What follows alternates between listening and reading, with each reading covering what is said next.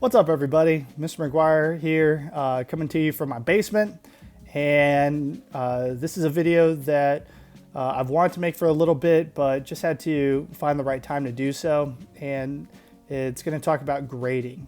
And I'm sure most of you have read the email or gotten the email about what grading is going to look like moving forward, looking at floor grades and how students can improve. So what I just want to talk with you over the next 5 minutes is just three things: grades, e-learning, and major assessments, major tests. So the first thing, grades. So if you do not know what the new policies are, students are going to start out with a floor grade, and that is what they earned up until, I think it's March 17th. And from March 17th on, through e-learning, students can only improve that grade. And that can be done through tests or homework or assessments, but during that time, students are allowed to work to improve their grade, and their grade cannot drop. So students or teachers might exempt students' work if it doesn't improve their grade, or they will allow students to work and get the grade that they wish to desire. So what I'm going to continue to do is I'm going to follow this policy. All teachers are going to have to follow it. And I want to talk to you specifically about e-learning, and that's the second point. So my e-learning is going to continue, and I think e-learning is over the next 6 weeks is very important. But I get it. I am completely aware that I'm going to have students just kind of shut down for the next 6 weeks. And I want you to know that if you're thinking about doing that, I don't recommend it. And I'm still going to be here. Okay. So those that are participating, those that are involved, I'm going to keep connecting with those students. I'm going to keep on doing e-learning and being there for those that are participating. And I'm also going to be there for all my students. So I'm going to make sure to try and reach out and connect with each one. And if you're missing something, I've been trying to stay on top of reaching out to those that haven't turned in their assignments, but not as like a gotcha, but just to make sure that you're doing all right. So e-learning is going to continue, and I'm still going to be doing my part. But I think that this is a great opportunity for students to take advantage of and get the grades that they want.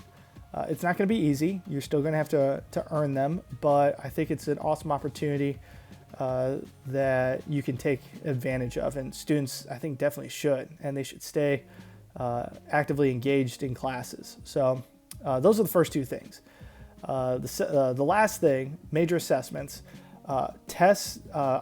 With the exception of one class, I'm not going to be giving any tests per se, but there will be grades that will be counted or weighted as assessment grades. So for example, let's say today we have a flip grid that students are doing. So students that participate in that, I think that's worth more than just a homework grade. It's worth a assessment or a quiz or a test grade. And so you might be assessed that way.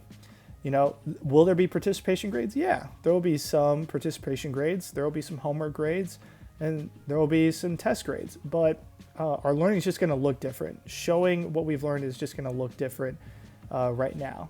So those will be some opportunities I think students should take advantage of. But just understand there's not going to be a multiple choice exam. Finals. There's not going to be a specific final or a final that you have to take, with the exception of one class, and I'm about to get to that. So we're just going to work on content and learning and connecting until May 22nd. And if you need me past then, my email, and you can always get a hold of me. So let's talk about my one exception, and that's government. Government students are still going to have the opportunity to take the Missouri Constitution test at the end of the semester. And there'll be an exam, and I'll talk more about that later. But I spoke to DESE, and we were told that unless a student is a senior, they are still required to take and pass the three major exams that are required by government classes. So that's the U.S. Constitution test, the civics exam, and the Missouri Constitution test. So I will offer that, And that'll be an opportunity for students to take that as many times as they need to pass. So more on that later, but that's probably the only major test that I'm going to offer. The AP exam, we're still going to work to get ready for that, but as far as like multiple choice questions go, those are kind of going out the window right now, just because we're going to focus on the 45-minute writing piece that we'll have to do.